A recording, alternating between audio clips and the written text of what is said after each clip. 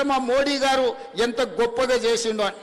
అయ్యా మాకేం అభ్యంతరం లేదు, మోడీ గారు సబర్మతి రివర్ ఫ్రంట్ చేయొచ్చు, ఢిల్లీ ప్రభుత్వం యమునా రివర్ ఫ్రంట్ చేయొచ్చు, యోగి ఆదిత్యనాథ్ దాస్ మీకు గంగా నది చేయొచ్చు. సంతోషం, మీరు బాగా చేసుకున్నారు.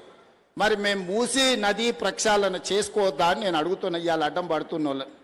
ఇవాళ ఈ మూసీ రివర్ డెవలప్మెంట్ ఫ్రంట్ ద్వారా గండిపేట నుంచి గౌరెల్లి వరకు 55 కిలోమీటర్లు ఈరోజు అంతర్జాతీయ స్థాయిలో మనం అభివృద్ధి చేసుకుంటే ఆర్థికంగా నగరం టూరిజంలో అభివృద్ధి పదం వైపు నడుస్తుంది. యువతకు ఉద్యోగ ఉపాధి అవకాశాలు వస్తాయి. మీరు కూడా ఉప్పల్ మూసీ పక్కన ఉన్నామంటే ఒక రివర్ ఫ్రంట్, న్యూయార్క్ న్యూజెర్సీ మధ్యలో హడ్సన్ రివర్ ఫ్రంట్ దగ్గర ఒక్కొక్క అపార్ట్మెంట్ 100 కోట్ల విలువ ఉన్నది. ఇవాళ మురికున్నందుకే ఈ భూముల విలువ లేదు కదా, ఇవాళ మురికున్నందుకే ఇక్కడ ప్రజలు నివసిస్తలేరు కదా. ఇవాళ ఈ మురికి నల్గొండ జిల్లా ప్రజలకు ఈరోజు కాలుష్యమై కాటేస్తుంటే నల్గొండ ప్రజల పట్ల కనికరం చూపించాల్సిన బాధ్యత ఈ ప్రభుత్వానికి లేదా?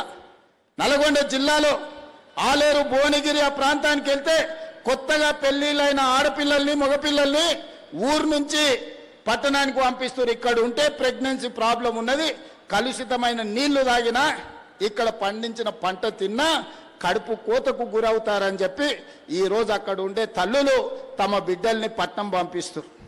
అంత దుర్భరమైన పరిస్థితి. ఒకవైపు నల్గొండలో ఫ్లోరైడ్ ప్రాబ్లం, రెండో వైపు మూసీ కాలుష్యం, చచ్చిన శవాల కలేబరాలు ఈరోజు నల్గొండ జిల్లా కొట్టుకొస్తుంటే ఆ ప్రాంతంలో ఉన్న ప్రజలు మూసీ ప్రక్షాళన చేయమని నన్ను తీసుకెళ్లి పాదయాత్ర చేస్తే నేను చూసి వచ్చిన.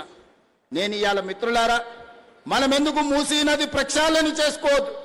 మూసీ నది ఒడ్డున ఉన్న పేదలకు ఏవైనా ఇల్లు పోతే ఇల్లు ఇద్దాం, ఉపాధి పోతే ఉపాధి కల్పిద్దాం, ఉద్యోగ అవకాశాలు కల్పిద్దాం. అవకాశం ఉన్న దగ్గర అభివృద్ధి చేద్దాం, వాళ్ళను వాళ్ళ పిల్లల్ని మంచి స్కూళ్ళల్లో చదువులు చెప్పిద్దామని నేనంటే లేదు, మేము అడ్డం పడతారంటారు. ఇవాళ కేంద్ర మంత్రిగా ఉన్న పెద్ద మనిషి ఇవాళ పెద్ద పెద్ద మాటలు మాట్లాడుతున్నావు.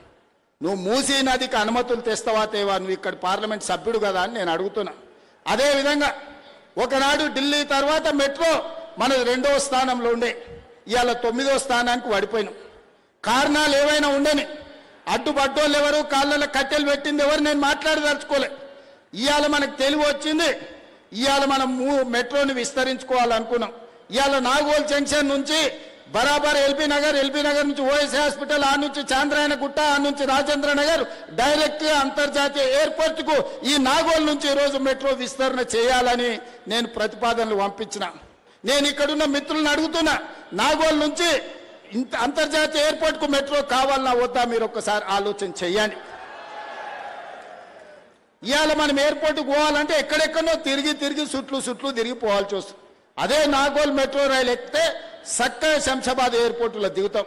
ఇవాళ గదే అడిగిన, మా రంగానే చెప్తాడు, అన్న ఎల్బీ నగర్ కాదు హయత్ నగర్ అవతలికి మెట్రో కావాలి, ఇప్పుడు పట్నం అంతా హయత్ నగర్ దాటిపోయింది, వనస్థలిపురం అవతలికి ఇయ్యండి అని రంగాన కలిసినప్పుడల్లా అడుగుతాడు. మా ఎంపీ చామల కిరణ్ అడుగుతాడు, ఇవాళ ఎల్బీ నగర్ నుంచి హయత్ నగర్ అవతలికి మెట్రో పెట్టాలని అడిగిన. అవసరం ఉందా లేదా మీరు ఒక్కసారి ఆలోచన చేయండి. ఇట్లా చెప్పకపోతే 122 కిలోమీటర్లు మెట్రోను పొడిగించాలి, అంతర్జాతీయ నగరం చేయాలని నేను ప్రయత్నం చేస్తుంటే అన్ని అనుమతులు వచ్చినాక ఇక్కడ నుంచి కేంద్ర మంత్రిగా పనిచేస్తున్న ఆయన పోయి కాళ్ళ కట్టెపెట్టి పుల్లలు పెట్టి ఇవాళ దాన్ని అర్ధాంతరంగా ఆపే పరిస్థితి వచ్చింది. ఆయనను అడగాల్సిన అవసరం లేదా అని నేను అడుగుతున్నా. ఇవాళ మనం ఏది అడిగినా రీజనల్ రింగ్ రోడ్, ఇవాళ ఔటర్ రింగ్ రోడ్ వచ్చినందుకు మనం అంతర్జాతీయ నగరమైనం. రీజనల్ రింగ్ రోడ్ వస్తే 360 కిలోమీటర్ల అభివృద్ధి జరిగితే ప్రపంచంతోనే పోటీ పడే సింగపూర్, టోక్యో, న్యూయార్క్ లాంటి పట్టణాలతోని ఈరోజు మన హైదరాబాద్ పోటీ పడవచ్చు. 2.5 ఏళ్ల నుంచి కాలుకు బల్పం కట్టుకొని తిరుగుతున్నా. 50 సార్లు ఢిల్లీకి వెళ్ళిన, 5 సార్లు మోడీ గారిని కలిసిన. ఎందుకు ఆగుతుంది, ఎవరు ఆపుతున్నారు అని నేను అడుగుతున్నా. ఎందుకు ఆగుతుంది, ఎవరు ఆపుతుండ్రు? సమాధానం చెప్పాల్సిన బాధ్యత కిషన్ రెడ్డి గారికి లేదా? తప్పించుకొని ఎన్ని రోజులు తిరుగుతావని నేను అడుగుతున్న కిషన్ రెడ్డి గారిని. ఇవాళ కేంద్ర మంత్రిగా నీకు ఓట్లు వేయలేదా? ఇవాళ నువ్వు ఈ ప్రాంతం నుంచి ఎమ్మెల్యేగా కేంద్ర మంత్రిగా ఎన్నికైనవంటే ఈ ప్రజలు, ఈ నగర ప్రజలు నీకు ఓట్లు వేయలేదా? నిన్ను గెలిపించలేదా? తెచ్చే బాధ్యత నీ మీద లేదా? మూసీ నదికి నిధులు తేవాల్సిన బాధ్యత, మెట్రోకు అనుమతులు తేవాల్సిన బాధ్యత, రీజనల్ రింగ్ రోడ్డును నిర్మించాల్సిన బాధ్యత మీకు లేదా? ఇవాళ తెలంగాణ రాష్ట్రంలో రైతులు పండించిన వడ్లు 75 లక్షల మెట్రిక్ టన్నులు తెలంగాణ రాష్ట్రం కొన్నది. కానీ కేంద్ర ప్రభుత్వం చెప్తే నేను 50 లక్షలే కొంటాను, మిగతా 25 లక్షలు ఎవరికి ఇవ్వాలి, ఎక్కడ తీసుకుపోవాలి? ఇవాళ దేశంలో 60% ఒక్క తెలంగాణలోనే వడ్లు పండించినాం. పంజాబ్లో 86% కొంటావు, నీ ప్రభుత్వాలు ఉన్న రాష్ట్రాలలో 70-80% కొంటావు. తెలంగాణలో పండించినేమో సగానికి సగం తక్కువ కొంటున్నావు. ఈ బాధ్యత కిషన్ రెడ్డి గారికి లేదా? ఇవాళ ఆయన అంటుండు నన్ను ఎవ్వరు ఏం చేయలేరని. అయ్యా, ఈ ప్రజలతో పెట్టుకున్నాడు, తెలంగాణ ప్రజలతో గోక్కున్నాడు, బాగుపడి బట్ట కట్టినోడు ఎవరు లేడు కిషన్ రెడ్డి గారు. నువ్వు చేస్తున్న వ్యవహారాలు అన్ని ప్రజలు గమనిస్తారు. అందుకే 15 తారీఖు తర్వాత ఖచ్చితంగా కార్యాచరణ ఉంటుంది.